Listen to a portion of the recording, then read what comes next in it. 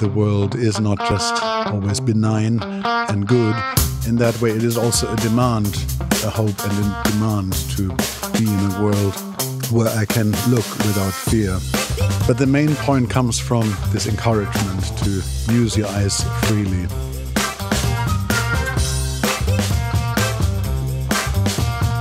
Hi, I'm Andrew Goldstein, and this is The Art Angle, a podcast from Artnet News where the art world meets the real world, bringing each week's biggest story down to earth. When visitors go to see Wolfgang Tillmans' new retrospective at the Museum of Modern Art, one of the first things they'll likely notice is that few pictures are presented in a frame. Most are instead pinned or taped directly to the wall, adorning nearly every surface on the museum's 6th floor and arranged not by rows but in clusters, kind of like constellations in the night sky. And that's an analogy that the 54-year-old artist might himself appreciate, given his abiding love of outer space. Astronomy, he once said, was my visual initiation into seeing. A cosmological awe pervades To Look Without Fear, as MoMA's exhibition is called, even though Tillmans' subject matter is often quite quotidian. More than 300 of the artist's photographs are included, spanning his nearly 4-decade career, from his experiments with a photocopier as a student in Germany in the late 1980s, and his editorial efforts for Index and ID magazines in London and New York in the 90s, to his darkroom abstractions of the early 2000s and beyond. But Tillmans' practice has always resisted strict taxonomization, and that's true here too.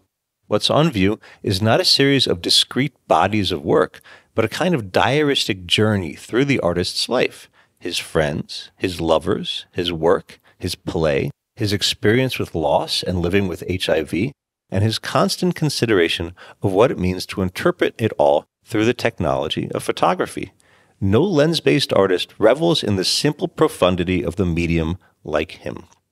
On view now through January 1st of next year, To Look Without Fear is a sprawling, years-in-the-making presentation that rightly casts Tillmans among today's most important working artists.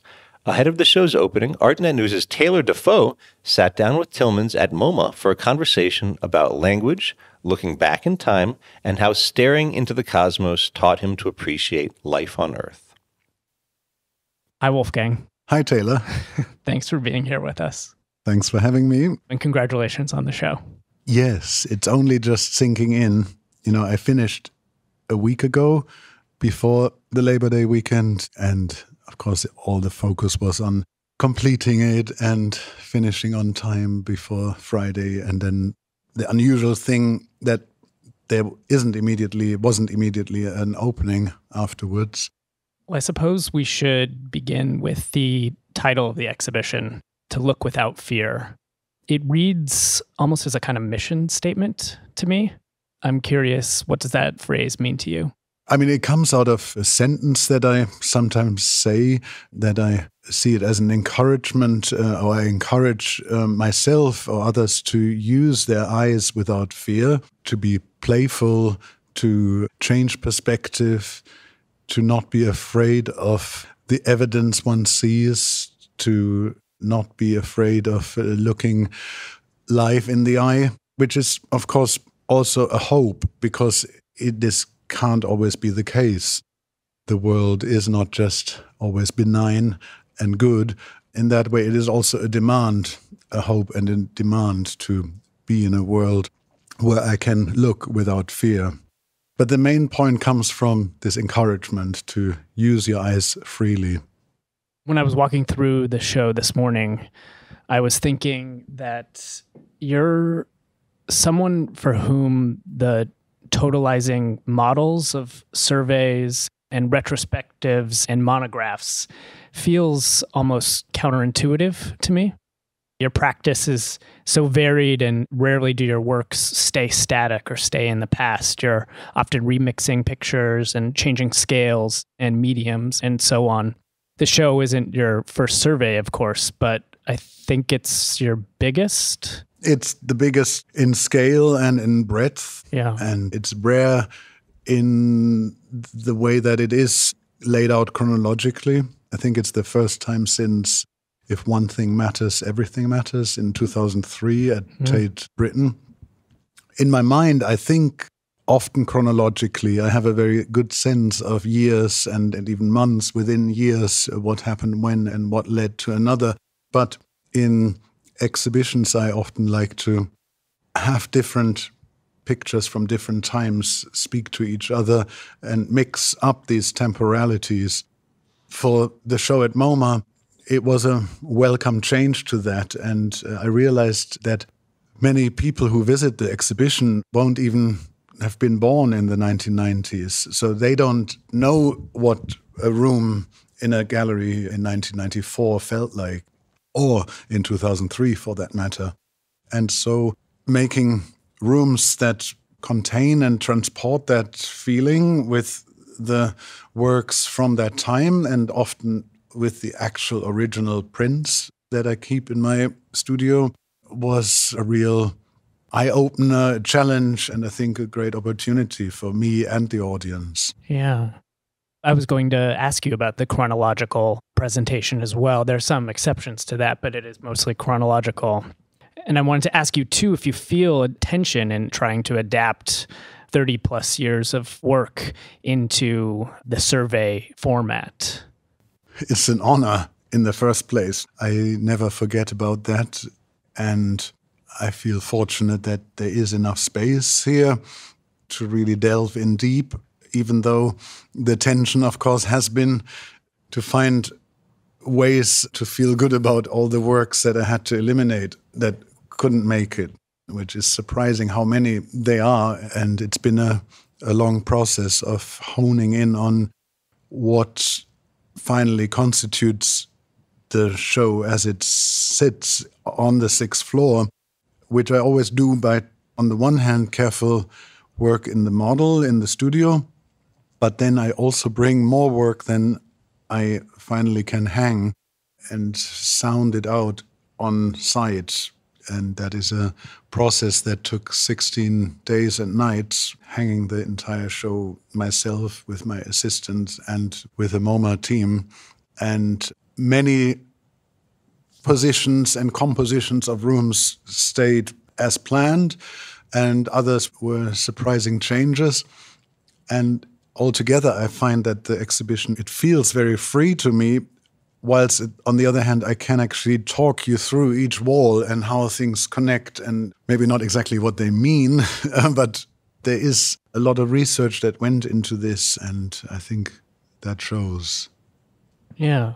As you alluded to, many major surveys or many major museum shows like this collect objects that are already in circulation and therefore kind of necessitate loans from collectors and other institutions. This exhibition features prints from your own collection, many of which you made specifically for the occasion, if I'm correct on that.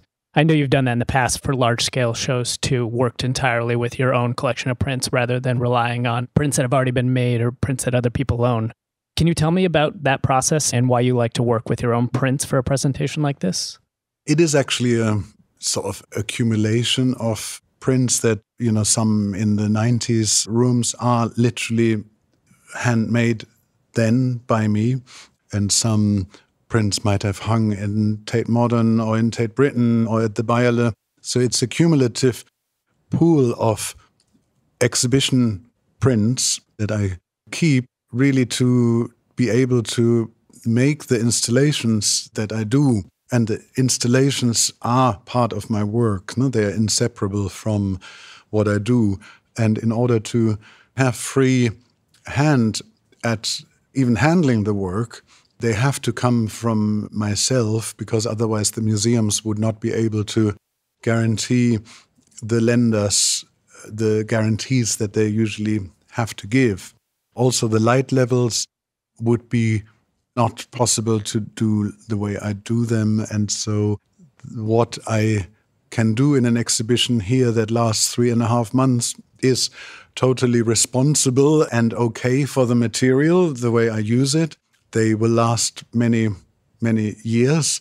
But in a collection setting, the works are, of course, much better if they are C prints in frames. And on the other hand, of course, the unframed inkjet prints from the early 90s, I devised as conceptually reprintable. It was even then an interest of mine to have low transportation bills and a low environmental footprint. That the largest pictures in this exhibition, that are some are, one is 6 meters wide, others are 3 by 4 meters, would be a huge task to transport them in stiff segments even. So the lightweight inkjet print had an attraction to me for various reasons for now over 30 years. And it's a trust in the fragility of the object that one can enjoy that whilst knowing that they can be reprinted.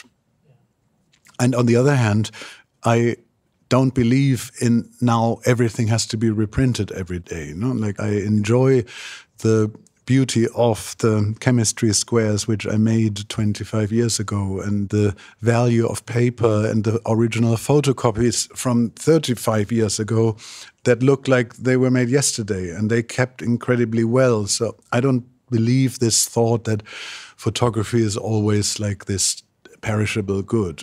There is a beauty to the original materiality. But yeah, I can only make these exhibitions if there are not a lot of constraints to the origins. This might be going a little bit off the deep end, but this is a topic that fascinates me. I've read that you've developed early on in your career a kind of system of presentation for your work that involves different types of prints, different scales at which they're printed, and different intervals at which they're presented in the gallery. And so what seems, I think, to a lot of people like a kind of chaotic constellation of pictures, I know that there's a method to that madness.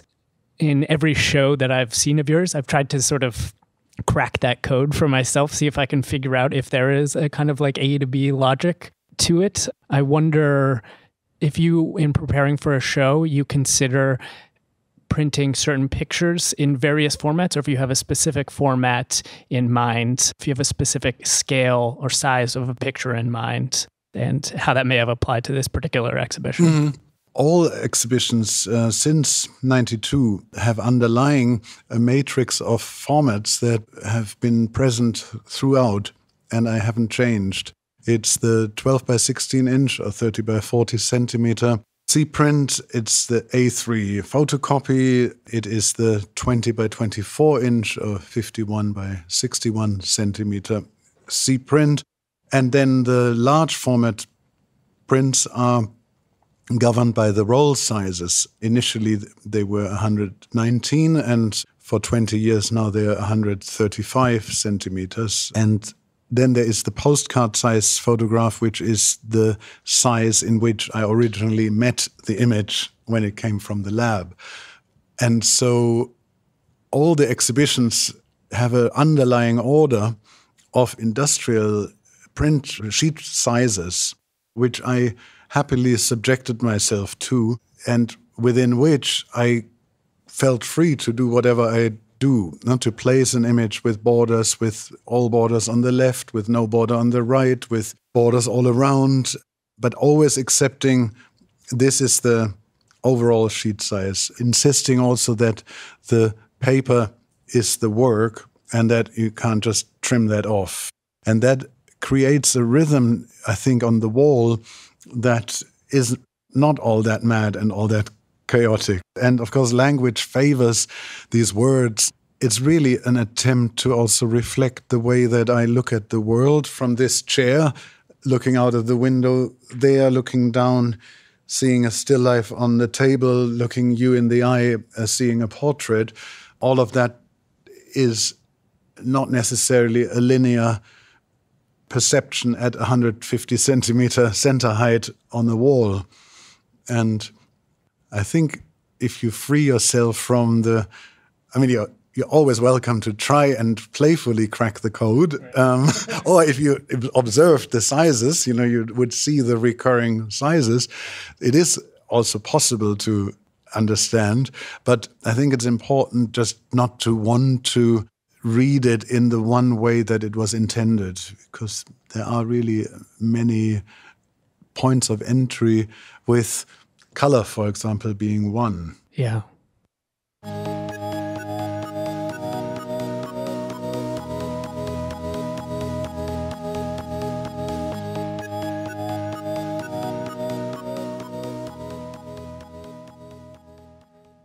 show features a new iteration of Truth Study Center, your installation of wooden tables on which there are collaged pieces of literature and pictures and other found materials that interrogate the ways in which media shapes and distorts the narratives around certain political issues. The Bush era, war on terror, for instance. The MoMA presentation includes two versions of Truth Study Center. One, a recreation of a version you first staged back in 2005, and the other, a new version comprising recent materials. How has this project evolved for you since you first created it, and why did you choose to include two versions in this particular show? I had no idea back then that the word truth would be right at the core of the political international discussion 10 years later, and I did ask myself how to continue this, because initially it was a collision of sensical and nonsensical items and kind of a reflection of a cacophony of voices. And later tables focus more on looking at how we perceive information and how the brain computes information, how the eye, for example, there's one recent table that focuses in on a scientific paper of two scientists who found that the visual cortex that connects the retina to the brain is physically totally not able to transport as much information, as much data as would be necessary to see the pictures in the resolution that we see them at, or that we think we see them at. And so there is an incredible phenomenon at work where the brain seems to imagine from data banks of information that it stores somewhere to complete the incomplete picture that is actually translated from the retina. And on the other end of the spectrum are the astronomical advances of trying to find exoplanets of the Hubble Space Telescope and the human's quest to decipher information at the very verge of visibility. It's like, what is information and what is noise?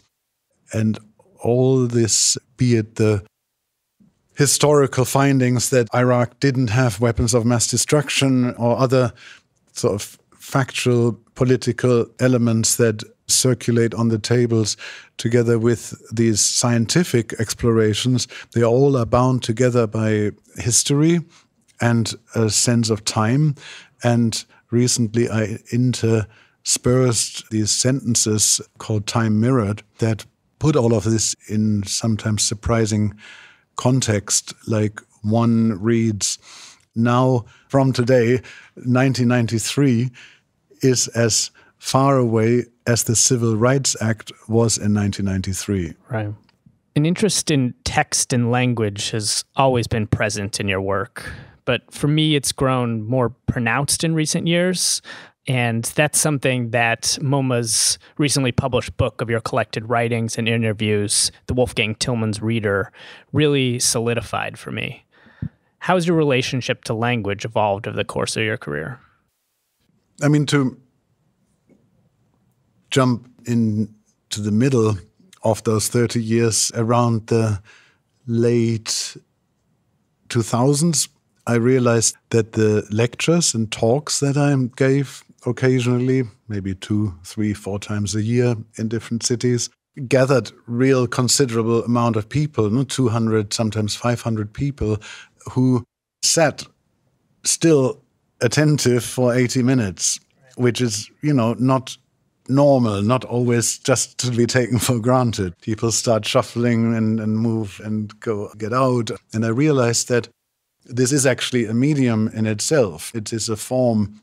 Well, ultimately, to jump forward, I have noted and written down thoughts and ideas and sentences that resembled or had poetic impulses, and in 2015 made the jump to music which was a very early form of expression for myself in the mid-'80s as a teenager. And even then, the time of the 2016 anti-Brexit referendum posters really came out of language. Initially, I just wanted them to be text posters, and somehow the urgency of that moment allowed me to find words, and at the same time, I was able to tap into earlier notes like that "what is lost forever" line, and the role that language played in my work as a slight undercurrent in titles of works and exhibitions in the 90s and 2000s had become a much more tangible and active element in the last years. Like this line, "How likely is it that only I'm right in this matter?" It's just a simple sentence, but when you read it, I mean, how likely is it that only I'm right in this matter? It just makes you so aware of just how absurd that would be. Right. And I originally had that exact picture in mind. I remember that picture from your, I think, 2018 show at Werner. And it seemed to me that even though text had existed in your work going back to the very beginning, that it has had a more prominent role in recent years, and not just in your photographic or picture-based work, but with your album as well. Your voice is front and center in that album, and the phrase "insanely alive" really sticks with me. I love that phrase.